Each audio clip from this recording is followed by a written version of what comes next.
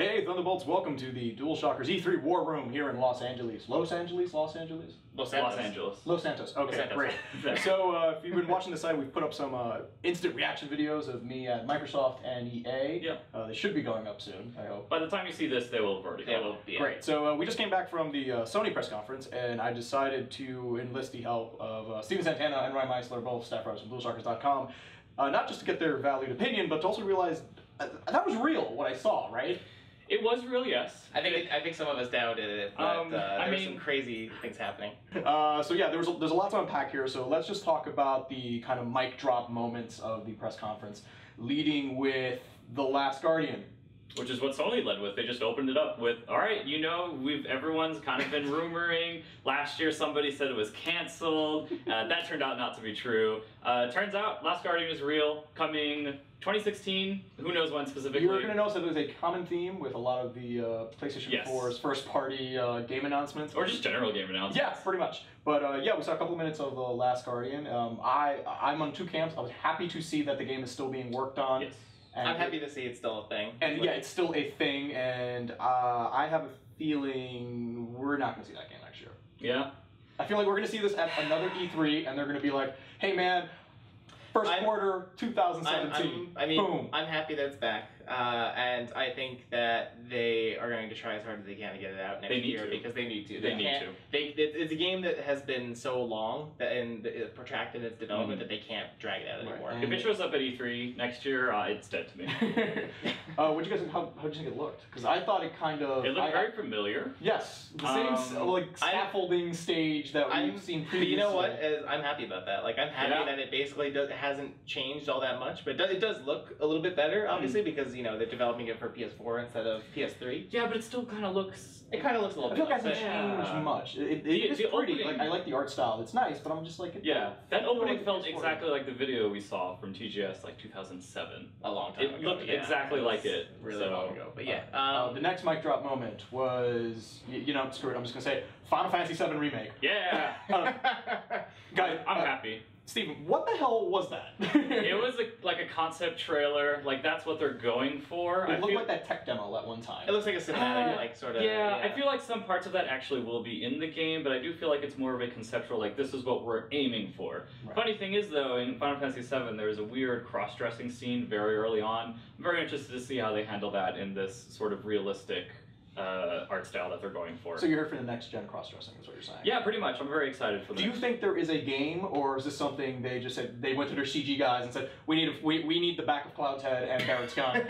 You've got 20 minutes, Microsoft just dropped the bomb, we need to counter with Final Fantasy, I don't care.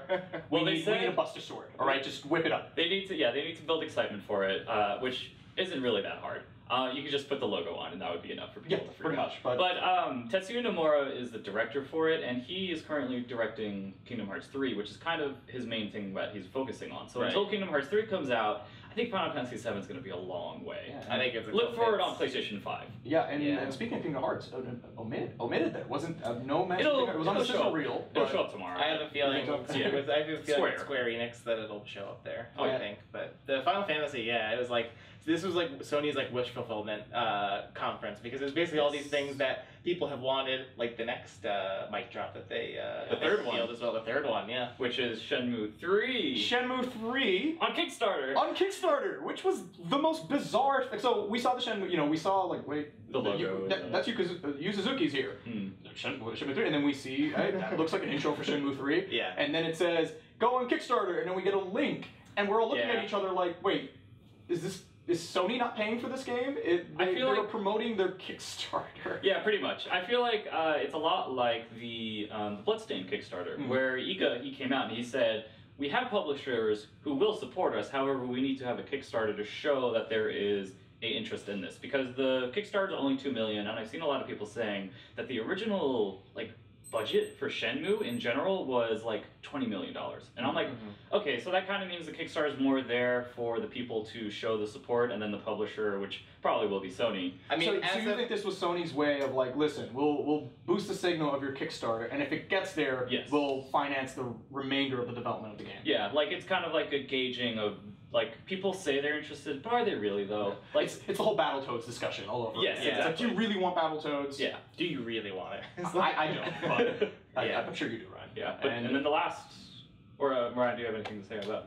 No, but I mean, I was just gonna say, like, as of the last update I saw, it was at $750,000 funded. Yeah, it's it's gonna be funded by tomorrow. Will it be bigger than Bloodstained? Because Bloodstained is by far right now like the most funded. What's Bloodstained at? I want to say it's like but almost close to 3 million. It'll break that. It'll easily break that. Yeah, I think you guys underestimate the unconditional love people have for Shenmue. I think. Oh yeah. Even if you try going back and playing the previous Shenmues, they're nearly unplayable. Yeah. But man, even I was like, they gotta speak with their wallets though. So. I'm like, yeah, I kind of want a Shenmue 3. I thought I did it, and I saw it. Then you saw it, and then your heart broke. As long as they have a forklift simulator inside. Yes. And Ryan, the last mic drop. What was the last? What was the last mic drop? Uncharted 4. Oh, I don't really. Yeah, you know what?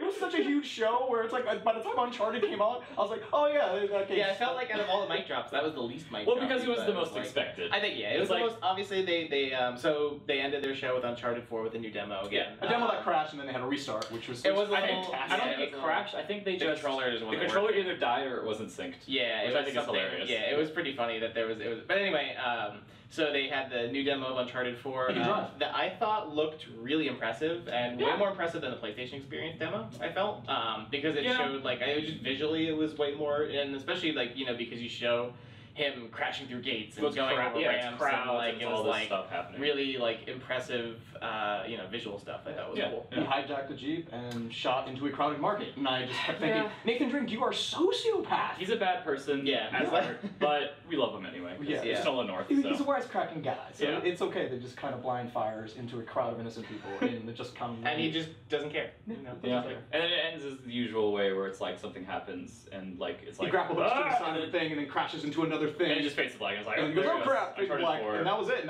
that was the PlayStation kind of press conference. Those are the biggest. That was the biggest announcement. We'll definitely unpack the rest of the show because there was a lot of third-party announcements there too, like Assassin's Creed Syndicate and Call of Duty, Arkham Knight was shown there, and some other stuff. Like it was a good No Man's Sky demo. That was pretty amazing because now we get to see we got an idea of oh okay, now we know what you actually do in the game.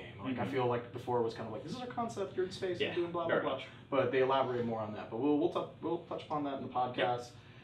We are here in the E3 war room trying to get these final reactions. I need to run to an Xbox showcase and play Halo, which I will report on tomorrow. Halo 5. Halo 5 multiplayer and play some Warzone. I think. I hope so.